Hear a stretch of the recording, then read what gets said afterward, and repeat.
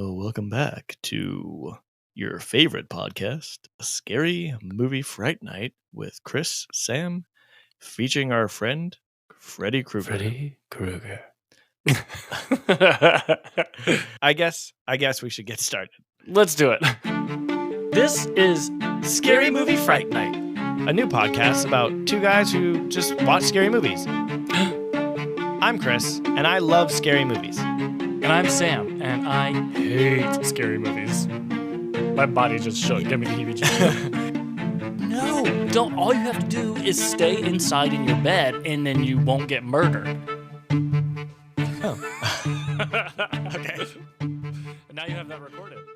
And we are back after that wonderful, unique opening, brought to you by our friends at softtalkscarymovies.com. That's not real. Don't go to that website. If it is real, it's not our website. Nonsense over. Sam, we're back. This theme of this week was classic 80s slasher films. I know one of them came out in 78. We're over it. We talked about it. We rounded up. It's fine. Rounded up, rounded down, rounded all around. This week, we're talking about Nightmare on Elm Street. And, there's not much to say. I think Team Chris probably went in having seen it. But this Chris, me, had not seen it in a long time. I mean, I don't know, 20 years? Probably. I think it was enlightening to me, having not seen it in so long. I was a little curious. How cheesy is it going to be? Was it like you remembered? Is it going to hold up? Mostly, yes. I remember a lot of the big things, and mostly, as things are happening, I know what's going to happen next, right? Mm-hmm. There were a couple times that got me that I was like, oh, I forgot about that. Mm-hmm. Or I definitely thought something else was going to happen. But did it feel different though? Like being removed now from the 80s and you look back and just seeing like what you see on the screen, does it feel different? I mean, obviously it feels different than when you were a kid, but it feels different because when I because VHS is like square and a streaming service doesn't really have dimensions that there's no real way to feel a digital movie.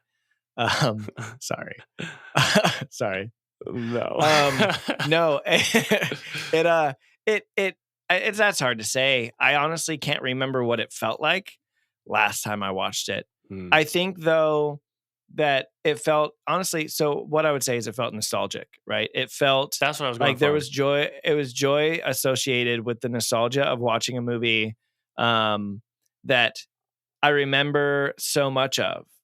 Part of that, as we just jump in, I haven't asked your opinion yet, but no one needs to know it. No one really cares about mine. But it's fine. You're just here for comic relief and stuff. One of the big things that I took away from it was how much his character arc, for lack of character development. We know who he is as a character, Freddy Krueger, right? But how much more development they give him over the course of the next few movies. Oh, okay. And what I mean by that is this movie, you're introduced to him. Most of what he says is, I'm Freddy, or come here, or he wiggles his tongue, or he doesn't say much. He doesn't say much. Fred's your boyfriend now. Yeah, that's weird. You remember that line? Yeah, I do remember that. I was like, is he though? I don't think so. He doesn't look like a nice boyfriend. I don't know. I saw that tongue coming through the phone, and I was like, oh, that's okay. A pretty cool trick. That's pretty nifty. Surprise. A little kiss me through the phone. That inspired the song Kiss Me Through the Phone by Fred James Krueger, 1989 special. But they do kind of give his character more character over the course of the next couple of movies. They also kind of, refine his look a little bit because you spend more time actually looking at him. There's, you don't really get a lot of clear shots of him in this movie. And so at some point, we should definitely watch the next couple at least. I don't know, maybe do a movie marathon. I'm not really sure what that looks like because we'd stated last time there's like 6 or 7 of them. But everything I said about him being such an iconic character that's irreplaceable, and that's why they haven't been able to make a good remake, because Robert Englund is Freddy Krueger. I think that was hard to take away from just the first movie. You have to understand that this Mm. was a movie that over the course of a decade or 20 years or 15 years, this was a series of movies where he continued to play this character and develop this character, even though, as mentioned last week, last episode, he, became a little more comical in the later Hmm. ones. But he I thought he couldn't was pretty become. silly in this one. He had a little bit of silliness to him, or just I don't know if it was silly as much as ridiculous. Like when he cuts his fingers off, he's Yeah, just like, "Hey, yeah. look at me!" It Ha, was ha, it was and then like squirting almost out. playful. It was The almost way he playful. like kind of chases everybody around and yeah, does like the self mutilation with the fingers or like cutting his chest open. Yeah, And he's like, that's interesting. I hadn't it really felt thought of it, but you're right. kind of So maybe it playful. was that playfulness that kind of develops into like just a little bit like more over the top Yeah. over the course of the next couple of movies. Do all of the movies have to deal with this thing of like dreaming or Yes. nightmares? I should say Yep. it all has to do with nightmares. I Yep. thought that It's was all pretty nightmares. cool. The Mhm. whole like in the ending. I mean, we're giving away the ending here. Spoiler alert. Right. The whole thing of like you don't know if you're dreaming or if you're Yep. awake, and when you get to the end Yeah. and you're like, oh, wonderful, happy ending, and then you're like, wait a minute, are they still in a nightmare or Right. like what's happening here? So I Like, thought was that it was a kind of cool. cutscene to the end of the movie, or like, are they still in a dream? But then obviously there was the Right. car, Right, and which you're they, like, "Oh, the friends are all alive. Oh, great. The whole thing was a dream or a nightmare." yep, And then, of course, you're like, "Wait a minute." The mom gets snatched through the window, and you're yep, like, is this part real, right. or is Or this just set up for the is it part of the next?" same dream? Did she ever pull him into reality, or was that part of the dream? Yeah. We I don't don't know. know. In the little bit of reading I did, I think there was way less thought put into it. Uh, but it's interesting from the watching perspective. We don't know. Yeah. And spoiler alert, that's the last time we see these characters, so we will never know. The Oh, sequel, so the the sequels are all sequel. different characters? Yeah, and I Yeah. don't Okay, think cool. this is a spoiler because I think if we ever broach the topic of the next one, you're already going to know what it's about. But I did look it up because I was I couldn't remember. But the next movie takes place the same house, but a few years later. But what I Mm. don't know is surely they talk in that movie about what happened to the previous family. Maybe, I don't know. So maybe So, that would like give us some a little bit of, continuity? yeah, maybe that would give a little insight as to like, oh, the previous people that lived here, one woman turned into a mannequin and was pulled through a window. I'm just kidding. That was because it was, That actually was I was like, "Oh my god."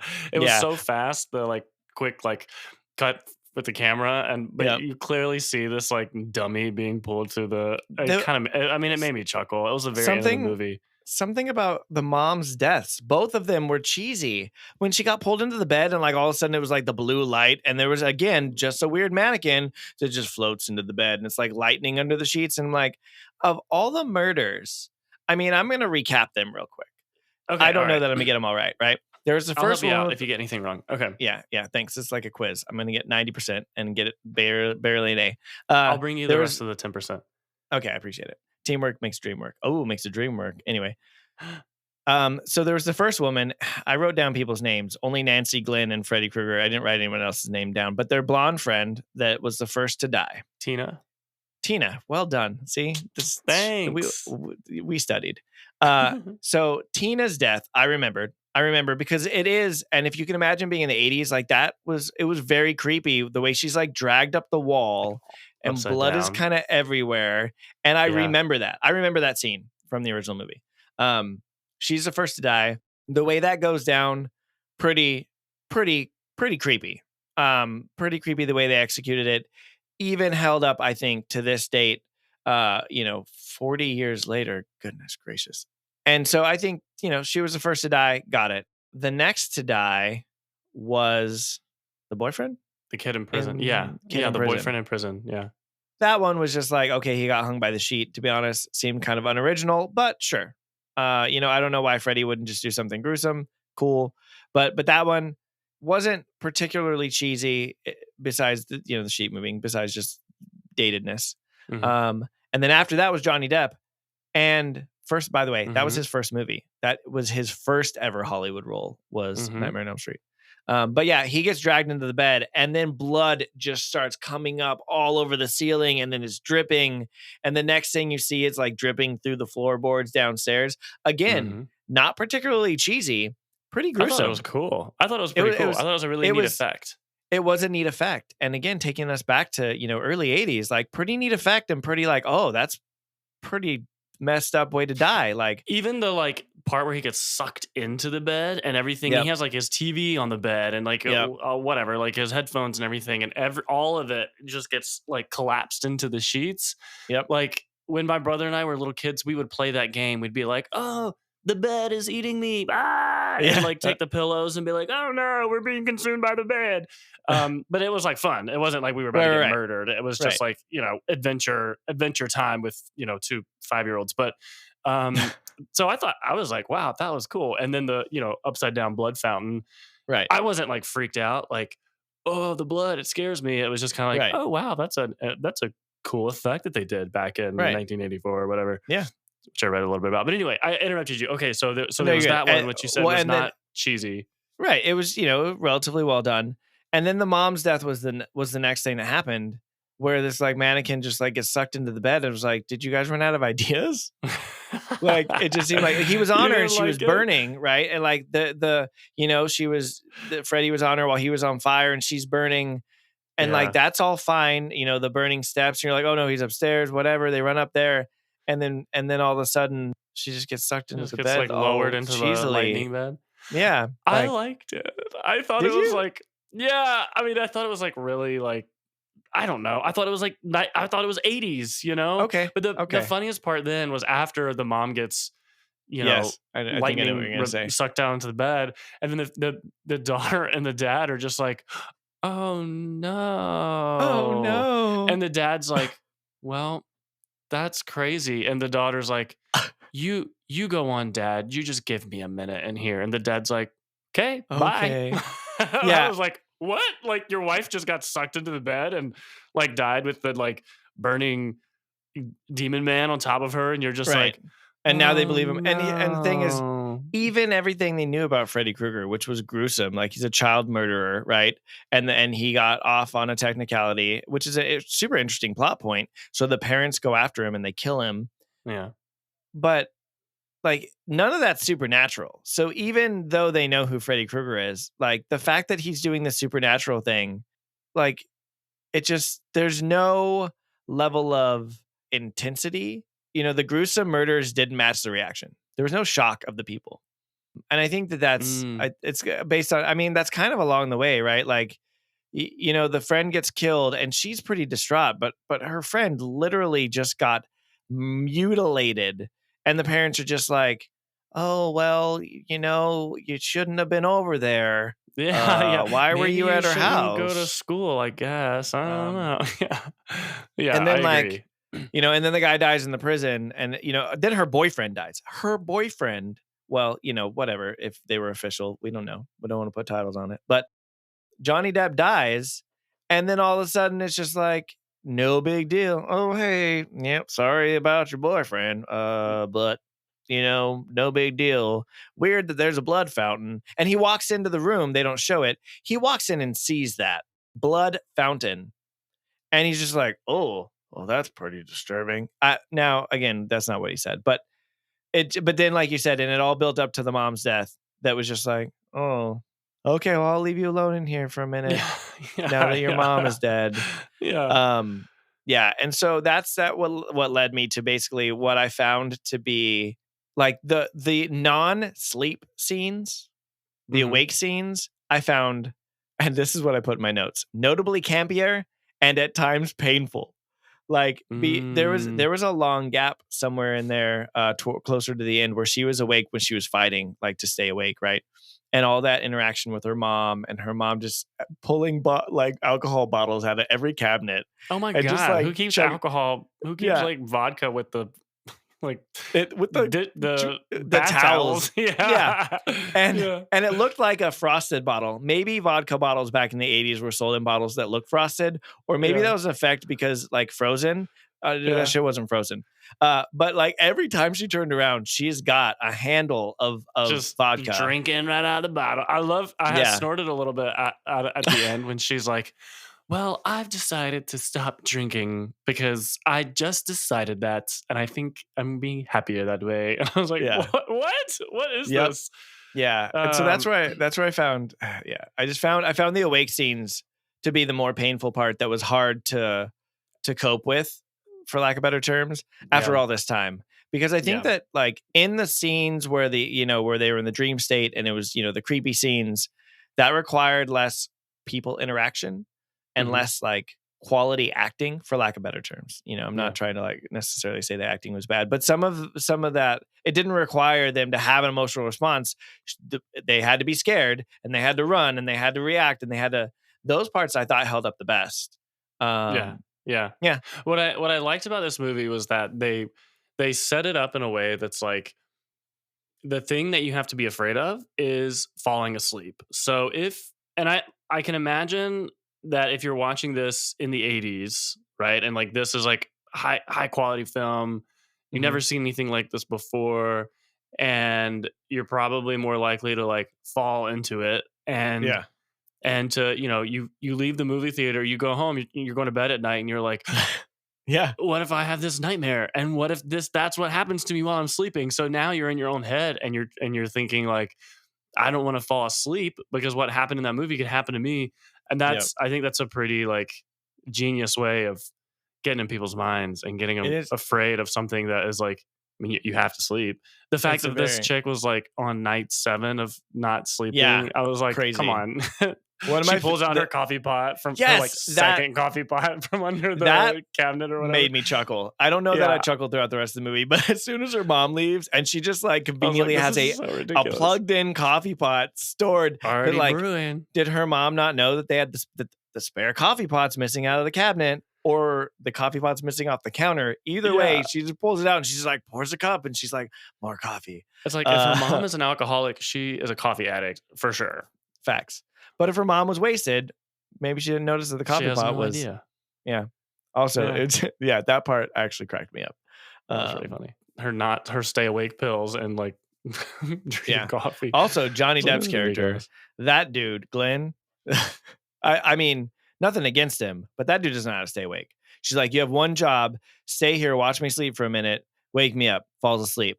You have one job, I need you to come over at midnight, and then we're going to do this thing, and we're going to catch Freddy. Falls asleep. His mom wakes him up, and he's like, oh, I have 13 minutes to be across the street. Falls asleep again. Guess I'll go back to sleep. Yeah. Literally. Hey, listen, give him a break. He was busy watching Miss Nude USA. Miss whatever Nude, it was, like whatever it is. Did you hear that? And the mom's like, "Okay, well, you should get some sleep." Like, wait, yeah, I think he was joking. You're telling your mom that you're watching Miss Nude USA or whatever? Surely that's not. I don't know what that is. I didn't Google it, but I think he must have been kidding, right? Because then he was saying it must have been like Miss America or something, and maybe because they said something about what they say. Or like, how do you hear it? And he's like, oh, I don't need to hear what they say because he's wearing his headphones. And so I think it was a play on just like he's watching like some sort of a Miss America thing. That's kind of how I took it. I don't actually know because when I was 2 years old, I was not looking at Miss Nude USA or whatever that we know of. I was preparing to watch The Shining, as we all know. No, but that's why he died, because he failed. He failed his girlfriend 3 different times. Also. Well done on their part, finding a handyman to come put those bars on the window so quickly. Yeah, that was pretty good. Yeah. When she got home and she saw it, she said, "That's gross," and I was like, "That's fantastic." I say that sometimes. She like looks at the bars in the window and she's like, "Gross," and I was like, well played. Which makes me wonder if me calling stuff gross, is that because I'm an '80s kid or just because it's because you're friends with Fred Krueger? Oh, that's true. Good old Fred. You and I don't think I'm the main character. I don't think I'm friends with that version. Maybe the one in a couple movies. I will say the scene where his arms are stretched out and he's scraping the walls and it looks super kind of cheesy. I remember that being way scarier back in the 80s. As you can probably imagine, these long arms scraping the walls and stuff. And they play up those sounds quite a bit, the scraping sounds of his razor fingers. But I have told you mostly what I thought. You've provided some input, but what else? What else? What were you thinking while you were watching it? What were your thoughts? How'd you like it? You know. Yeah. So I tried to get into this. Okay. Um Meaning like I tried to get myself scared, which I haven't actually done purposefully for any of the movies that we've watched so far. But I watched it alone. I watched it at Okay. night. Watched it in bed with all the lights off. Okay. So and even like during the movie, I was like I would try and get my own head, right? And I would try to Right. imagine something like when they did the whole Freddy's like coming through the wall thing, which I thought Yeah. that was kind of a cool effect. It was I pretty even cool. like Yeah. yeah, I even like looked over at the bedroom wall and like kind of Tried to tapped on it. imagine it. I was like, oh, is anyone gonna come out of the wall? That's funny. So I tried to give it a shot to see if I could get a little freaked out by it. Didn't Right. necessarily get there, which is okay. But what did I think about it? Yeah, like I said, I think the premise was clever that you're preying on the fear of like not falling asleep. I thought the effects were kind of fun. Hmm. I was reading about the whole when the boyfriend dies, Glenn, and Yeah. the upside down like water or blood coming out of the bed. They had this set piece which they also used for Tina's death when she's like rolling around on the ceiling. So Okay. the room would rotate, Rotate. and That it makes was sense. not like it wasn't mechanical. They actually had crew members who would like manually like Oh, rotate the room. that's cool. And so when they did the like blood waterfall for Glenn's death, Hmm. obviously they were like on top of the floor of the room, right? Because it was upside Right. down, and they're like pouring the blood water in it. But as they were pouring it, it it lands on the light fixture in the Hmm. room, which then like it like shorted or something because it was Yeah. like it was electrified, obviously. So that was dangerous. And then the water starts like flowing back and forth on the ceiling of the room, and it actually became unbalanced, and they weren't able it like spun back or something. They weren't able to like secure it in the position that was in. They said that was a really good thing that nobody actually got hurt. Oh, But wow. if you watch the movie, you can kind of see the blood like moving around, and that was Yeah. an Yeah. unintended effect. But they had one shot to get the shot, and Yeah. they did. And when you're watching it, I was like, that was kind of cool. It was a really That is cool cool. scene. Yeah, it's super cool, especially being effects what they were back then. That they were manually creating those effects. That was hmm cool. Yeah, yeah. So okay, so now we've had our intimate introduction to old Fred Krueger. Yeah, Silly guy. I think he's really he's quite a character. quite a I character for read a child that. murderer. Yeah, Yeah. I don't know why he's so upset and murdering all these children, but they probably were apparently, playing in his yard. well, I'll tell you, Stay out of Mr. Krueger's yard, y'all. get out of my yard, you kids. Well, Yeah, so the guy who plays him, what's his name? Robert England? Englund. I think England? it's Something? England. Yeah. I think. So he has said that he kind of invented like a little backstory for Fred just to give him Oh, some inspiration. And this is what he said on Valentine's Day when the actor Robert England was in school. Everyone in the class made a Valentine's card for each other, except there was one kid who didn't get any cards from anyone. And he said that was his theory that kid went on to, to to become become Freddy Fred Krueger. because he didn't get any Valentine's cards. And let me tell you, I totally empathize with that poor little kid. Like, that's got to be the shittiest feeling to be the only kid in this class not to get any Valentine's That's cards. true. And then That's he just grew up and decided to get his revenge on other people's children in kids. general. Yeah. Um, Yeah. you say that it's interesting. That just popped into my head, right? Because the parents were talking about how like all the parents went after him, but if he had killed all these kids, but all these other parents have kids, are some of these other parents like they had a kid that he killed? They don't I don't know. investigate that, right? But like Nancy doesn't have a long lost, dead brother or something, or Oh, that they true. talk So it's about, like, right? So like her why did mom was this mom get involved, involved? and Right. she kept his glove, like so they Yeah. But was she like that's the I ringleader of yeah I think the it's probably parent just like mob? a yeah I think it's like a gap, just a little bit of a something that that makes sense that the parents would come together and then get rid of him because justice was not served by the law or whatnot, Yeah. but then also we're still kids. that grew up and didn't know about this. So it's kind of an interesting gap.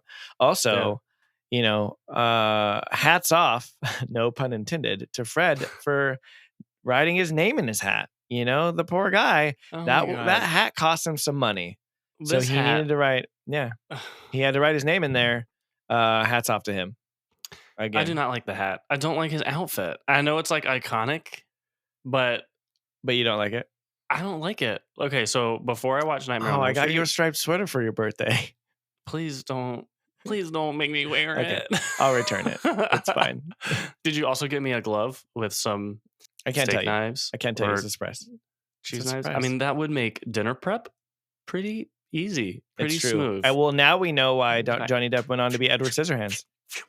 That's true. He was inspired by his killer. Edward Scissorhands is the reincarnated soul of Glenn, who was killed by a man whose hand was gloves. Wow. Boom. That's pretty cool. Boom. No, I didn't love the first time we see him. I was like, you need a makeover, sir. I've been binge watching Queer Eye, the new season of Queer Eye, and the whole show movie. I was like, I wonder how he would do if he could have an appointment with Tan France, and we could just, zhuzh him up a little bit, maybe, teach him how to dress. How to make the clothes work in his favor. This was while you were trying to get yourself scared. You were also I didn't do a great job. It's also funny because we talked about like The Shining, right? And you went into it from this like lens of it being 1980, but then you picked this movie that's 1984, and you're like, "This is the movie I'm going to try to get scared." Wait, but all my options were the 80s. I didn't have a choice. That's true. You're not wrong. Okay, I'm just saying. But I like the progression that you're like continually like, okay, let me. I'm trying. You're like it's kind of like self-care, but on the flip side, because you're like, let me get the right lighting, let me get relaxed, let me get in my bed, let me look around, make sure. It's like the opposite of self-care. It's the opposite of self-care. Self-scare. Yeah. That's exactly what it is. I'm down for a little self-scare this weekend. I'm going to get the lights creepy. I'm going to put some fake blood on the walls, and I'm going to watch this movie by myself. Scare the bejesus out of me. Exactly. Funny random story, because you were talking about how you hate his sweater, which is rude.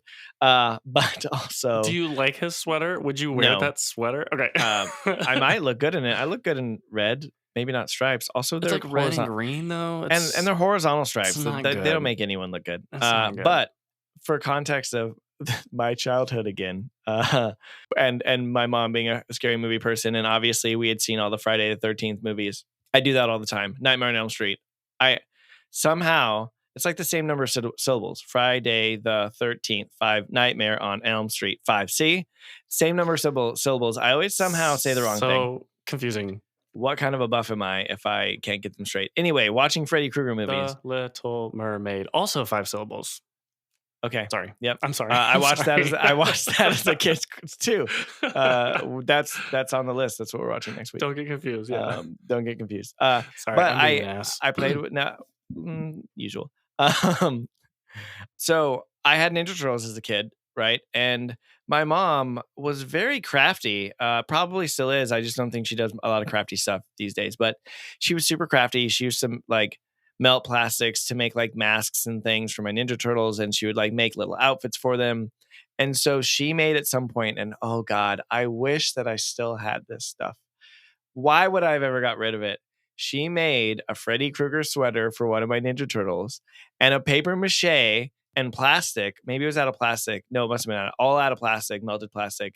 A Freddy Krueger mask and hat, and a glove for one of my Ninja Turtles. For one of your like little for one of my little like miniatures? Yeah, like little Ninja Turtles. I love how into scary movies your mom is like, we're gonna turn your Ninja Turtle into Freddy Krueger. But here's the thing. I was probably all about it. I was probably like, yeah, let's do it, Freddy Krueger Ninja Turtle, right? Yeah, he's gonna go kill the other ones. She made a bunch of like little outfits and stuff that were not scary movie related. For my Ninja Turtles, like I said, she was very crafty, and she would just make little stuff like that. I remember other little outfits she made for my Ninja Turtles. Oh, like on the show when I don't know if you ever watched the Ninja Turtle cartoon back in the day, but they had those weird human masks that they would put on, and they would wear trench coats when they were out in the city so that they looked like humans. I don't remember it, but Well, either way, that's okay. just I take my believe word you. for it. They would wear a Yeah. hat and a human mask and then a trench coat. And that's how they'd walk around the city. So she made my Ninja Turtles a little trench coat with a little human mask. And yeah, just super, super cool, crafty things. But one of those was Freddy Krueger, like sweater and glove. Um, because, and that genius, that creativity, all that inspiration led me to be the man I am today. That's right. That's what got us here. You're welcome, world. To be the You're welcome. co-host of Scary Movie Fright Night, Team Scary Movie Chris. Fright Night. 7 Okay. episodes in, better by the second.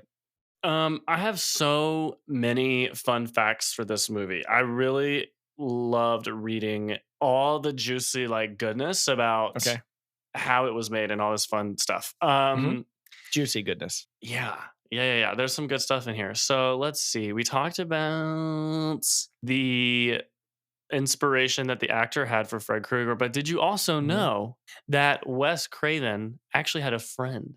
Well, maybe he wasn't a friend. It sounds like he was more of a bully in childhood named Fred Krueger. That was an actual person's name who I he feel like was I in heard school that. with. That's And he crazy said- that you would use his name as this like Right? And now evil he's like character. that character's like an iconic like terror like murderer character, an iconic villain.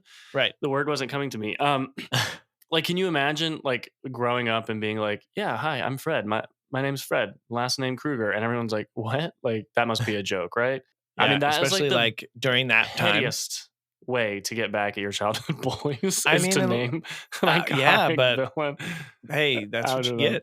That's true. That's a good lesson in life. That's what you get. Now, I want to know if Fred Krueger, the real one, ever dressed up as Freddy Krueger for Halloween. He had to have. Surely, He right? had to have. I mean, you got to I own hope it. so. Live up to it, I hope own it, be a part of it, take it on. I hope they kept in touch. Yeah. Anyway, so that's a fun little bit of trivia, and that's also a reason why you shouldn't bully people. That's the only reason. So it's the only reason. So the inspiration from the movie comes from a real life, I don't know what you would call this, disease or where people die in their sleep. So this was written about in the LA Times about a group of Southeast Asian refugees who would they'd be asleep, then they would like call out in their sleep, like scream, and then they would die. And he read about this and he was like, I'm going to make a movie about that. But apparently it's a real thing. It's, let's see, I forgot to put this in my notes. So it's a real thing. It's sudden arrhythmic death syndrome. I guess it has like a bunch of different names. Yeah. But it's basically where your heart just sort of stops in your sleep. It's like people who are otherwise healthy. Yeah. And when they perform autopsies or like there's nothing that otherwise caused their death. In fact, diagnosis on Wikipedia says, by definition, the diagnosis can only occur post-mortem after other causes are ruled out. It's like they were alive, they were sleeping, and then they were dead. Can you update that on Wikipedia to say likely caused by Freddy Krueger? Nightmares. Freddy Krueger. Yeah. Yeah. Well, that's the thing is they were like, well, there's no explanation for this. Yeah. So it's super weird. Also, that's just a glimpse into the mind of like the genius that is Wes Craven, or like people that are like these people that were kind of at the forefront of modern-ish movies, right? Like I think that literally less so with Freddy Krueger movies, Nightmare on Elm Street, but definitely when you get into like Friday the 13th and like Halloween and stuff, right? These movies were so iconic that they are still, their formula is still being used to this day. In all modern slasher-like movies, there's glimpses of it in what we watched in The Cabin in the Woods, and some of that is, like I said, less so Freddy Krueger-esque, Wes Craven-esque, but they set that standard that is the Scream movies that they actually in the Scream movies, half of the rules that they use, they're using Halloween as the basis for that because they're watching Halloween in there and they're talking about how Jamie Lee Curtis is like the Scream queen of the 80s and et cetera, right? So these movies, that there were the option for us to watch last week. Like that's why they're so iconic. They like set the stage for the future of horror. Now, obviously nowadays there's a multitude of different horror movies as we know, because each week you get a different theme. But it's just so interesting that the mind of Wes Craven who all this time later, like then did, and has more recently done Scream and all the other stuff that he's done. Like he said, well, I had this bully named Fred Krueger, screw him. And also there's this weird thing about nightmares and sleep. And then also like, and he just combines it and makes this movie that would start a series that would just be like iconic forever, Yeah. And you could say the same about John Carpenter. He lives in that same world as John Carpenter, and with Halloween, and it's kind of crazy. Yeah. We talked about Friday the 13th, and honestly, I don't know who created Friday the 13th. Maybe it's another iconic director, writer, person. But even now, they're developing a prequel on one of the one of the channels that's a Friday the 13th prequel. 40 years later, it's insane. That is crazy. It's crazy. Well, so some of the other fun facts have to do with Wes Craven and Sam Raimi. What have we watched by Raimi? Okay. What? Which movies? Well, first of all, you're not allowed to be on this podcast anymore. No, Why? I'm just kidding. Why? Evil Dead Why Rise. are you kicking me out? Evil Dead Rise Evil with Dead Sam Rise. Raimi. That's right. And that he the only did one? all.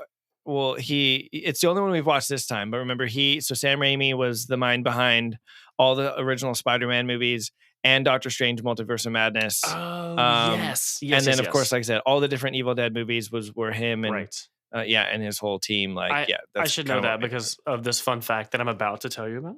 Okay, I'm excited. I'm so you didn't know this. You don't know about the connections between Nightmare on Elm Street and Evil Dead. I don't. Oh, I'm about to teach you something about scary movies. Yeah. I'm gonna pretend already. Of course I know, Sam. Of course I know. But tell me anyway. I'm curious. Okay, no, I knew that. Okay, I knew this already, but just tell me because I'm curious what you think. Sure. Oh well, then what is it I'm about to tell you? I'll tell you after. Okay. Anyway. Okay. So in this movie, Nancy, the main character, we see her watching The Evil Dead, which had come out just a few years before A Nightmare on Elm Street. When she's trying to stay awake. She's watching Evil Dead? Yes. I don't know if we can actually see the screen. Okay. Maybe you can hear it or something. You'll have to go back and watch. But this is the original Evil Dead. And I don't know that I would have caught it because I didn't see the original. But I wonder if okay. Anyway, go ahead. Continue. Yeah. So in The Evil Dead, Sam Raimi, who directed that or produced it or whatever it is that he did, he included a poster of Wes Craven, who did Nightmare on Elm Street. Craven did the movie The Hills Have Eyes in 1977. Right. Sam that was Raimi 77? Okay. included a poster of The Hills Have Eyes in the background in The Evil Dead. That's funny. And it was sort of like a little jab to be like, oh, you thought that was scary. Like, let me show you this. Can't be as scary as what we're doing. Yeah. So then in Nightmare on Elm Street, Nancy's watching The Evil Dead. And then later, what does this say? In Evil Dead 2, we can see Fred Krueger's glove hanging on a wall somewhere. I mean, I haven't seen Evil Dead 2, so I don't know. And I feel like, well, remember, that's when the campy slapstickiness starts. So surely that would be easy to add and probably be kind of funny. Yes. It's like a joke back and forth between these two like iconic horror movie things. And apparently it was the actual glove, like the actual original glove prop that was used on set was what they used in Evil Dead 2, just hanging on the wall. Isn't that crazy? That's crazy. And to be honest, like, okay, so as you know, I do a lot of Googling, post like Marvel watching and stuff to keep up on that. But I've never taken the time to do any of the research on this. So that's like super interesting that they were just like playing this fun game back and forth where they were kind of featuring each other like as Easter eggs. Yeah. Also in Ash versus Evil Dead, which was a 2015 movie, we see the glove. And that's also the year that Wes Craven died. So I think it was like in honor of him. Yeah. I think that Ash versus Evil Dead, that was his TV series. Got it. Okay. Got it. So yeah. And then this isn't Sam Raimi, but the actor who plays Jason Voorhees also auditioned to play Fred Krueger. But of course, didn't get the role. Interesting. Yeah. And of course, you never really get to see that actor. Spoiler alert. He's wearing a hockey mask. See his face or hear his voice. Yeah. Interesting. That is Yeah. interesting. Also, is that your last tidbit?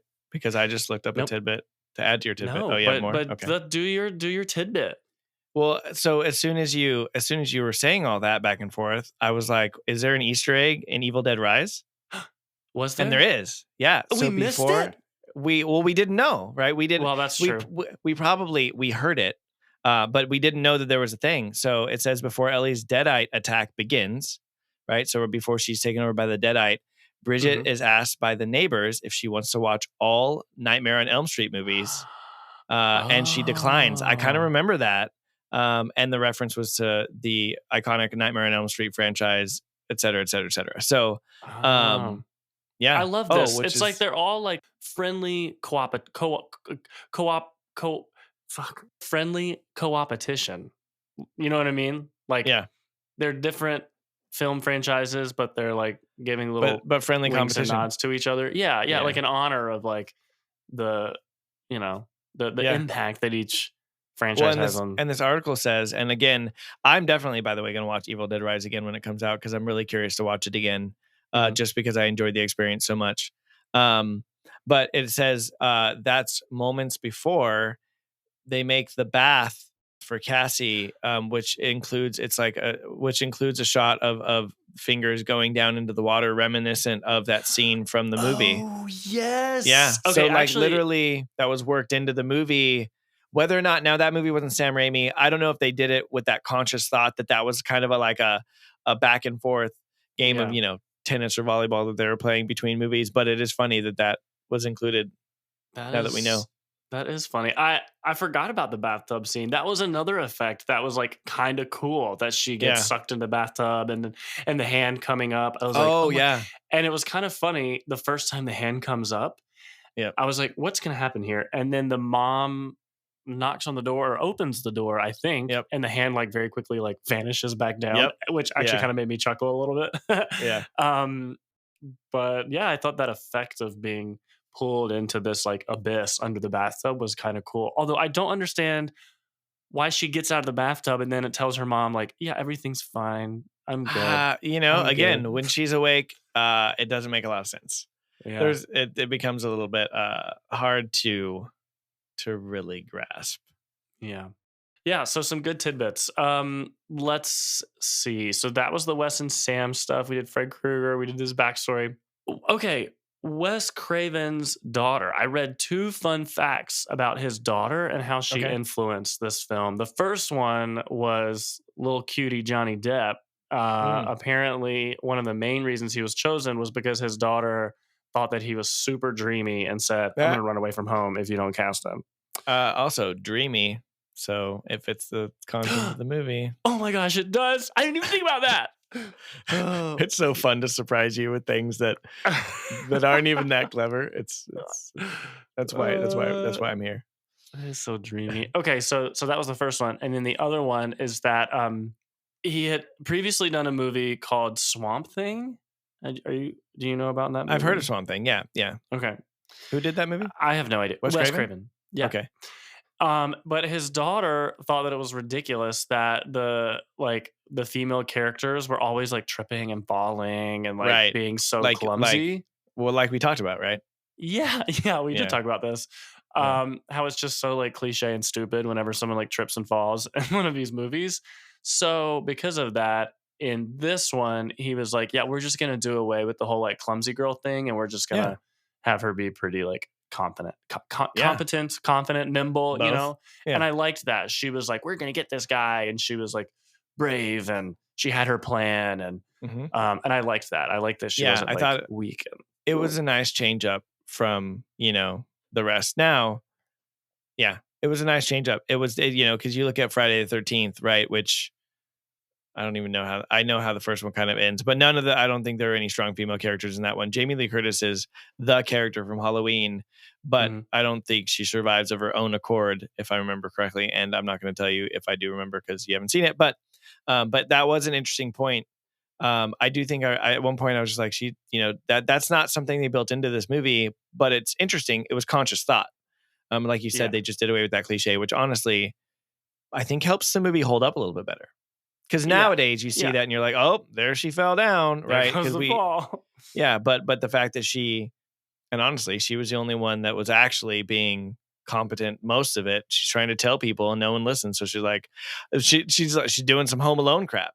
She's like, let me rig this sledgehammer. Let me rig this light bulb to explode. And they did a good job of building that up because she's on the bridge with Johnny Depp. He's eating the cheeseburger and fries. I was kind of hungry. I was like, I want a cheeseburger and fries. And she's like, oh, I'm just reading this thing about booby traps in BD and like self-taught. And then she's like, oh, I'm prepared. Like that was actually, it was pretty funny. It was pretty well done. Pretty good. It was pretty, a little plot hole there. I was like, wait a minute. You just told him you have like 20 minutes.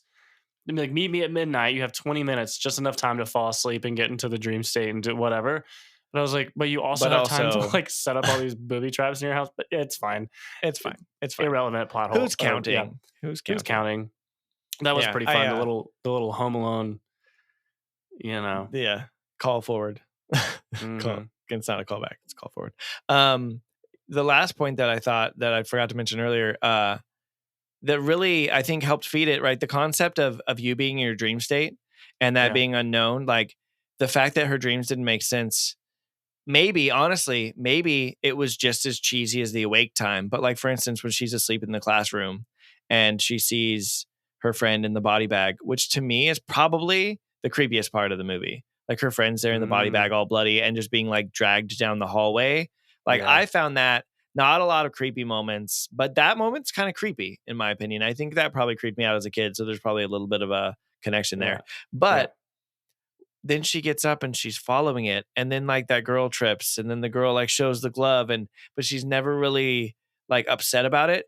But that makes sense in a dream because you wake up. I don't know about you, but like in dream state, you wake up and your world is like a blend of a couple different things that in the dream, you're like thinks it's perfectly normal. But when you look back at it, you're like, that doesn't make a whole lot of sense. Right. And so that's what made, I think, the dream sequences, for lack of better terms, believable. Like it's supposed to not make sense. It's in a dream. So her dream state's not going to make sense. But it was when she woke up and that didn't make sense. I think that's where. Yeah. Do you have dreams? Do you have a lot of dreams?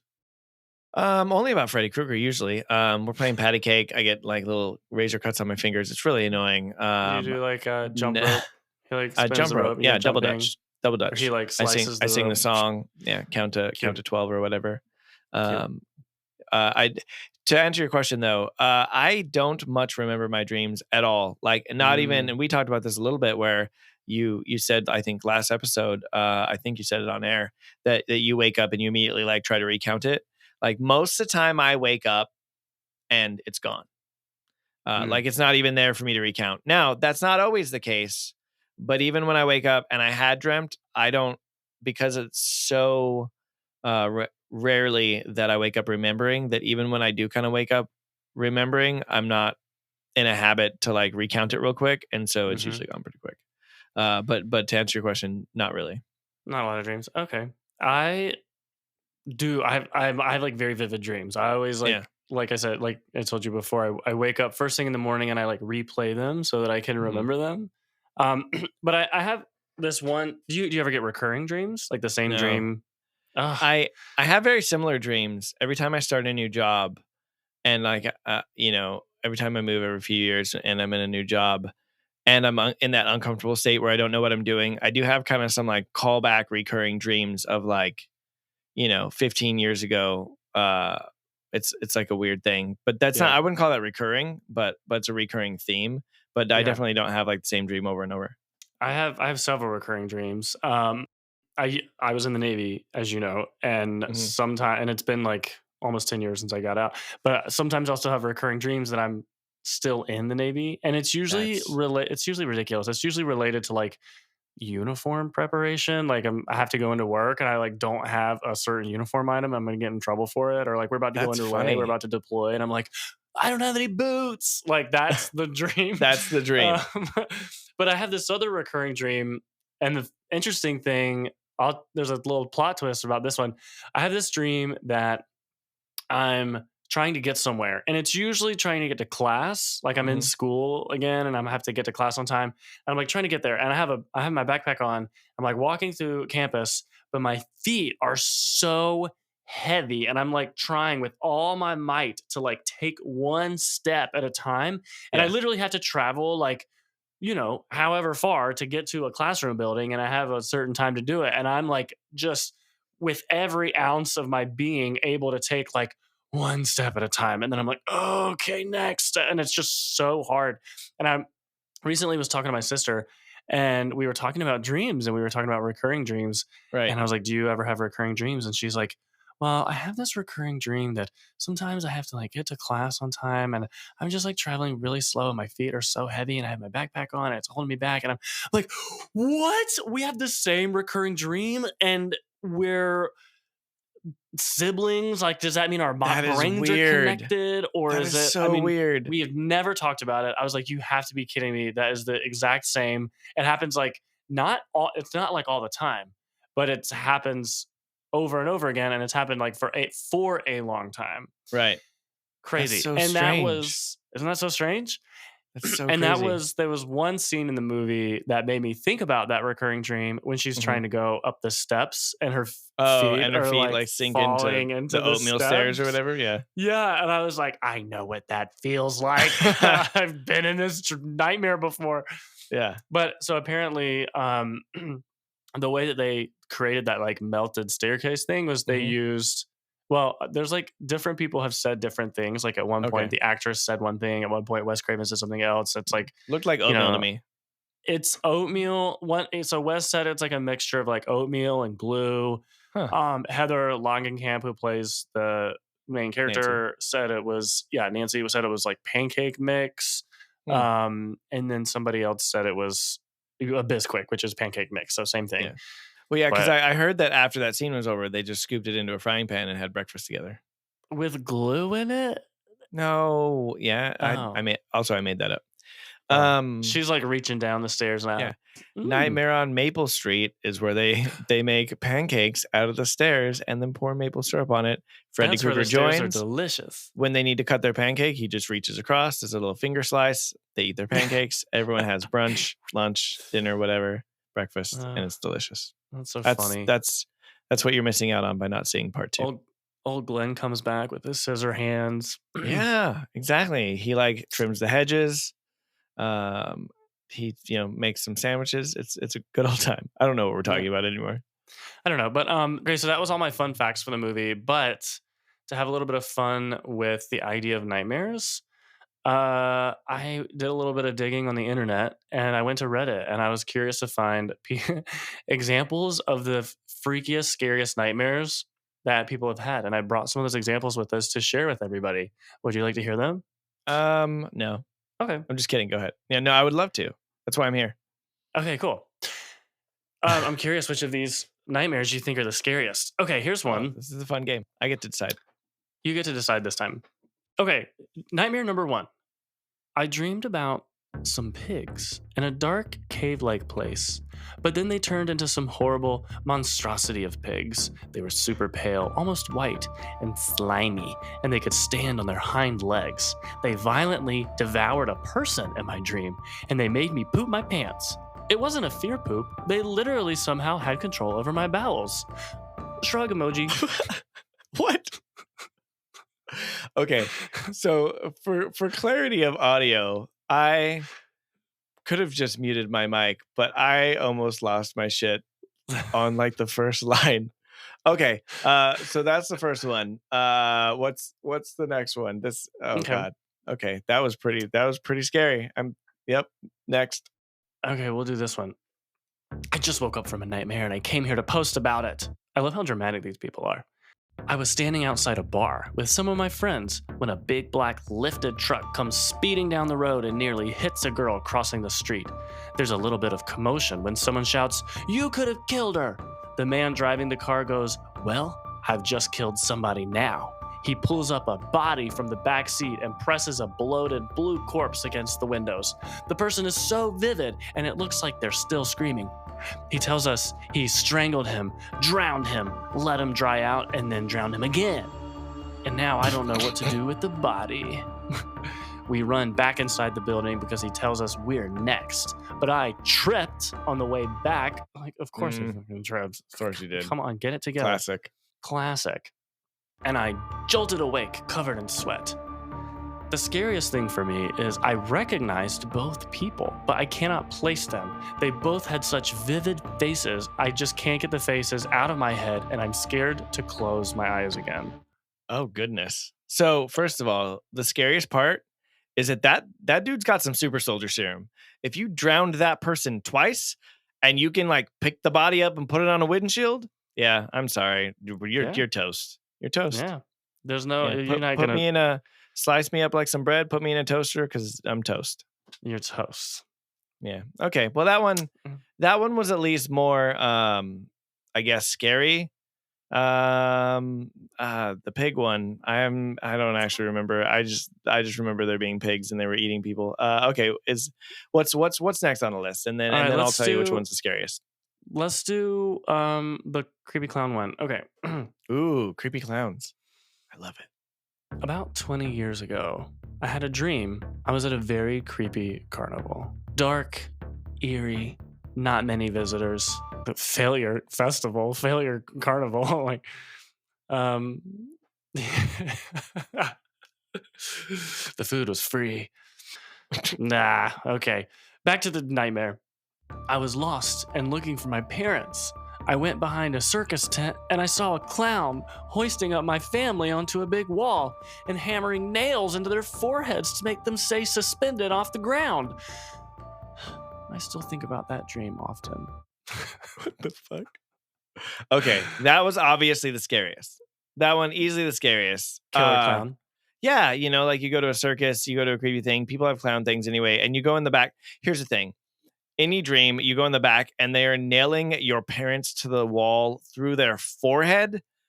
That shit'll like make me not want to sleep again or go to the ghetto circus down the street that no one goes to where the hot dogs are free and the churros are burnt. Like, I'm not going there.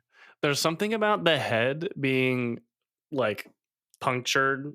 Yeah, the ideal that is yeah. really visceral.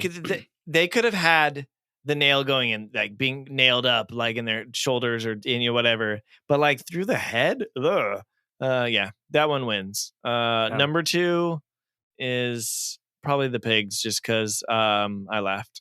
I don't know that it's scary. Yeah, that one wins. I like it. Like that for anyone. But also 20 years ago, and that dream sticks in your head. I mean, it probably would for me too. It often.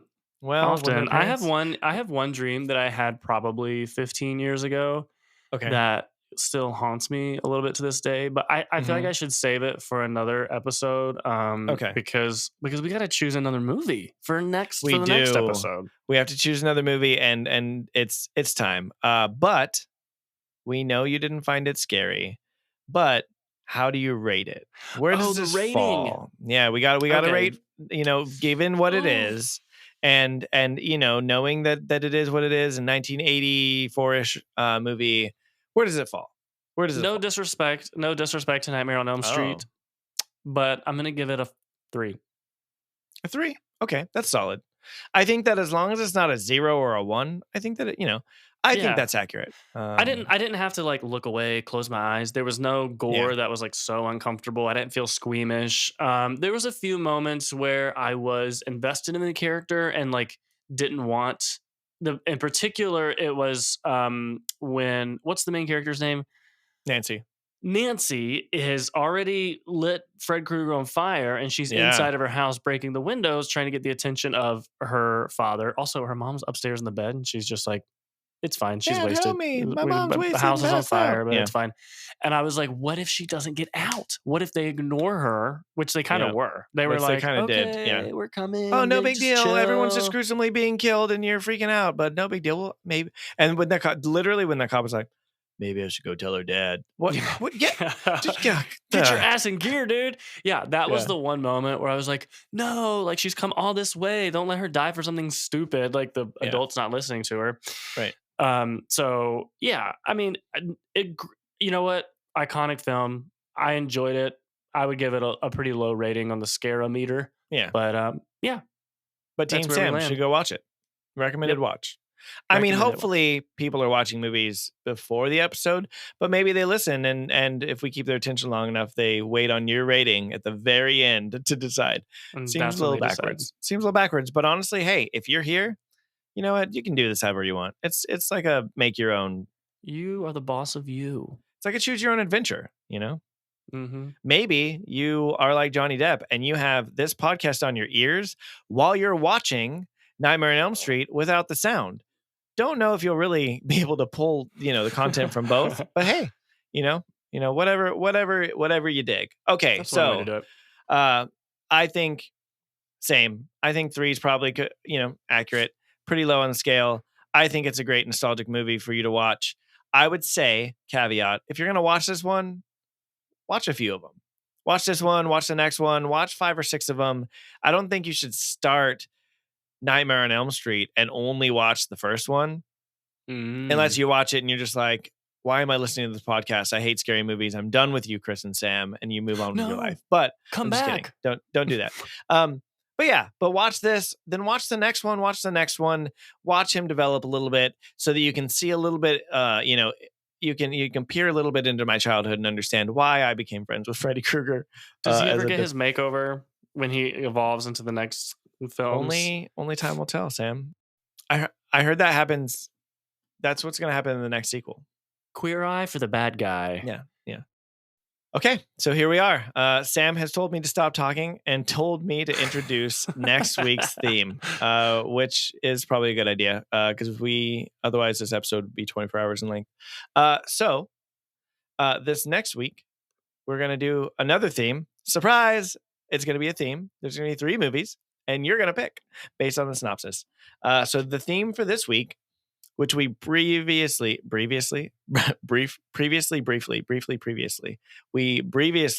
talked about, I think when we were talking about Cabin in the Woods, is folk horror.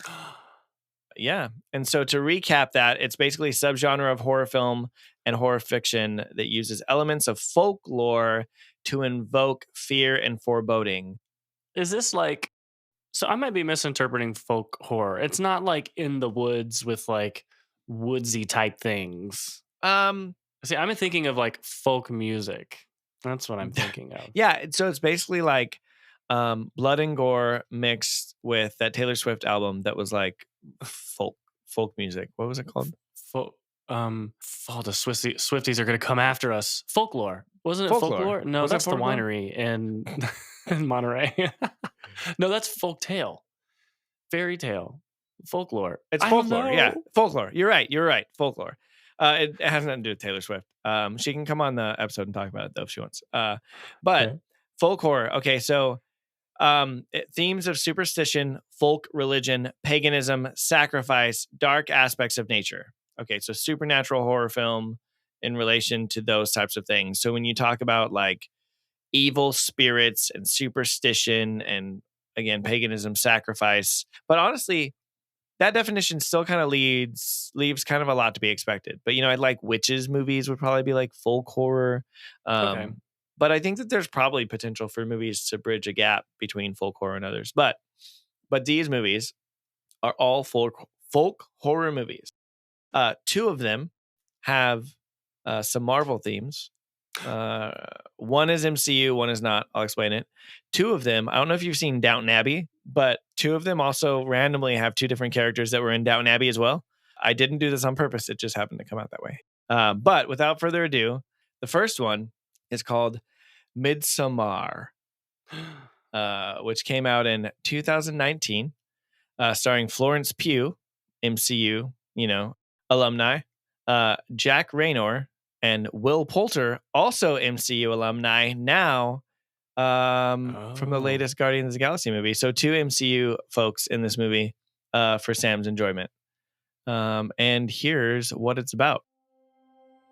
A couple travel to Sweden to visit their friend's rural hometown for its fabled Midsummer Festival.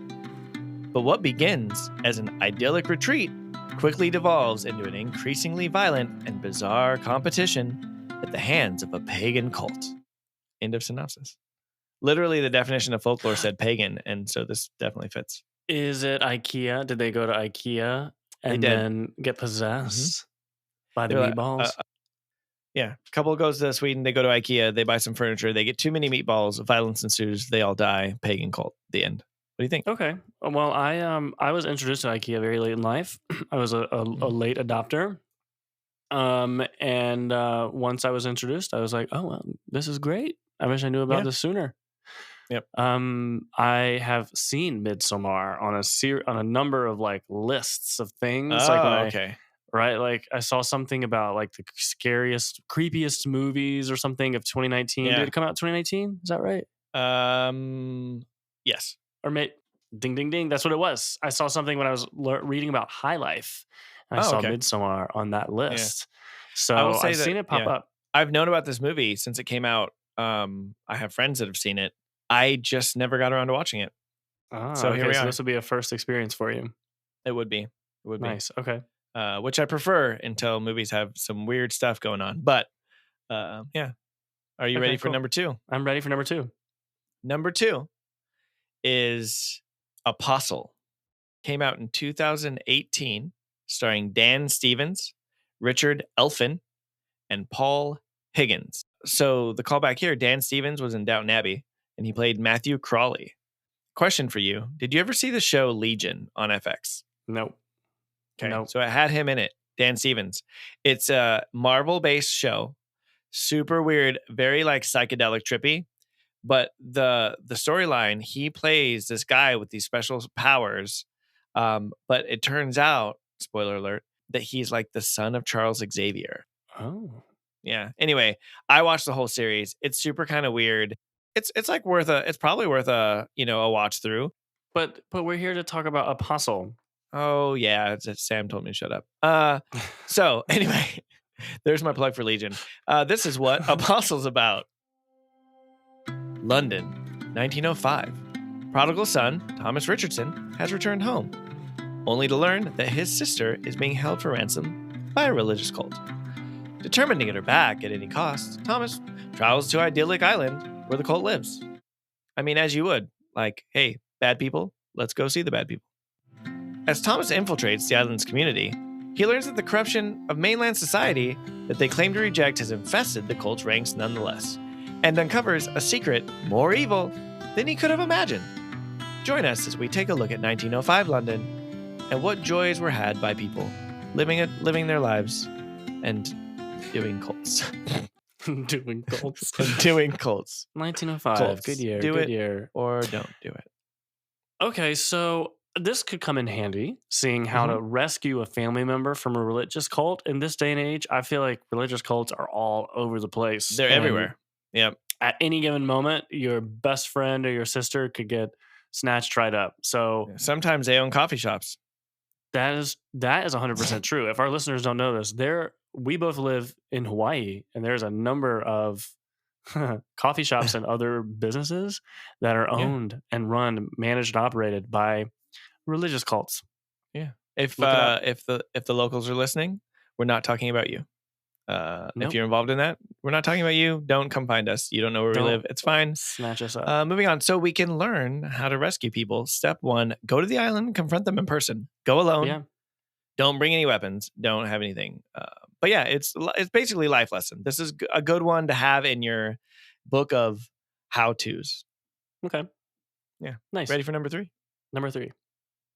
Third movie, The Ritual, which says folk horror just in the name.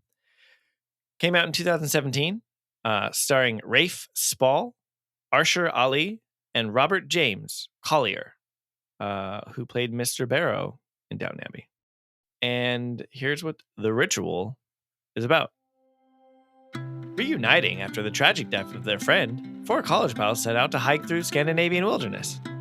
A wrong turn leads them to the mysterious forest of Norse legend, where an ancient evil exists and stalks them from every turn. Luckily for them, another part of Norse legend is Thor, who comes down from the skies and rescues them and destroys all of the bad people with Mjolnir and his big axe that I forgot the name of in this moment. Stormbreaker.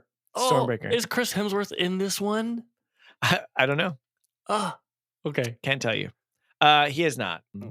There's a possibility that Thor's not in this movie. I might have misread though. Boo. That's fine. Sorry. But yeah, so that sounds so really so yeah, I didn't know if there was more. So no, that was a pretty short synopsis. So we'll wrap up.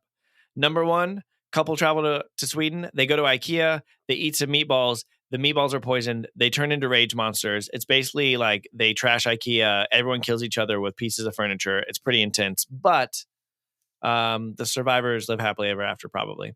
The second one, London, 1905. Hey, my family went away to a religious cult. How do I save them? Let's get on a boat. Let's go talk to them like human beings. They'll be reasonable. We'll be reasonable. Hey, can I have my family back? Oh yeah, no big deal. Here you go. Pay me $5. Cool. They go back happily ever after, right? 2 happy stories. Last one. And finally, tragic death of a friend. Very unfortunate. Hey, let's go on a hike to the wilderness. While we're there, let's meet some Norse legends, and Thor will come down. You know, he'll hammer it out. You know, they'll build a house in the wilderness and they'll never look back. I don't know which one sounds better. I mean, they all sound great. I love how they're all in Europe, and 2 specifically are in Scandinavia. I don't know what that says about traveling to that part of the world. Well, I mean, it means that it's full of fun, loving adventures. So all 3 of these deal with like paranormal type things. There's ghosties and ghoulies in all 3 of these, or is the cult one just a cult? It's yeah. TBD. I haven't seen TBD. We don't know. Okay. You know, they're all folky. Folk and they're all from the same. They're all from the past 5 or 6 years, right? So they're all they're all about the same time frame. Yeah. I am going to just trust my gut. And Ooh, I'm what's going your to gut say? just make a choice here. Oh, that's good. I like it. Yeah. We don't need to overanalyze. We don't need 17 reasons why we pick the one that we pick, but I'm going to pick Midsommar. Midsummer. I don't ever know if I'm saying it right. Midsummer. I'll find out before we come back and talk about it. You know, it's like spring passed a couple months ago. We're on our way to fall, and it's basically just midsummer. Midsummer. Midsummerlier. Because it's midsummer. Yeah. It's halfway through. I'm going to pick. No? That's what I'm going to pick. Because it's piqued my interest, and I've seen it in the news. I've seen it on lists of really great scary movies. So I want to know. Yeah, I'm really excited that you picked this movie because I had never heard of the other 2. So this one's been on my list as well. Had you picked the other ones, I'd been happy. I'd been fine. But this one I actually just never got around to watching. And so now I will. Okay, cool. Well, cool. So Midsommar it is. We're going to watch it. You know the drill, Fright Night friends. Find some time, stream it, rent it, print it, read it. I don't know, however you view it. But watch it with us, and then come back to next episode while we break down Midsommar. So that wraps it up. That wraps up this scary movie adventure for this episode. Team Chris, you're up. Leave us a 5-star review. Let us know what you think of Nightmare on Elm Street. You know, do you like it? Do you hate it? Do you like another slasher film better?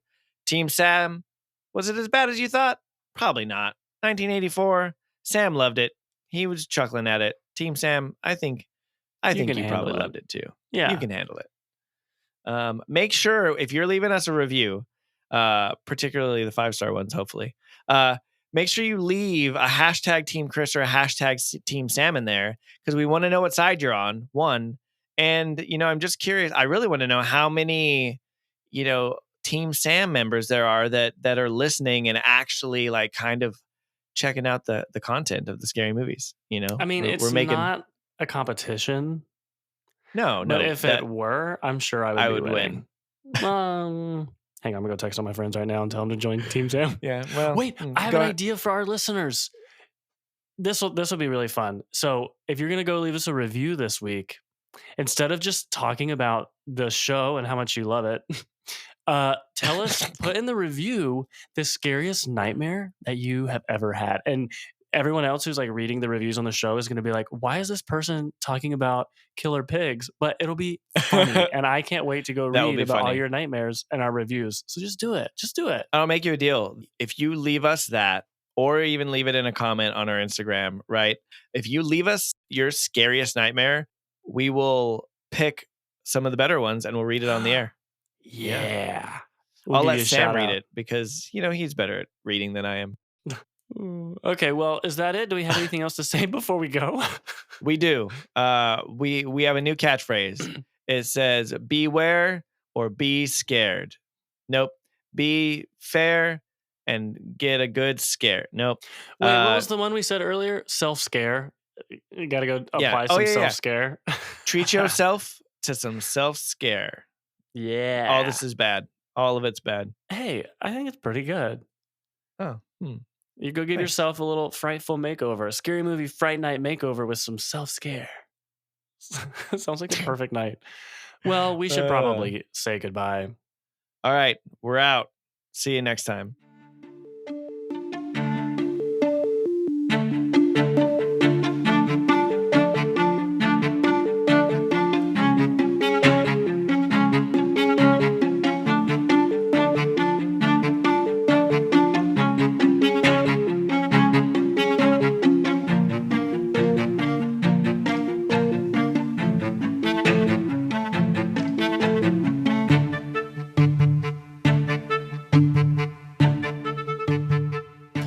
I was just reading about Midsommar, and it turns out it contains male frontal nudity. So, looking forward to this one.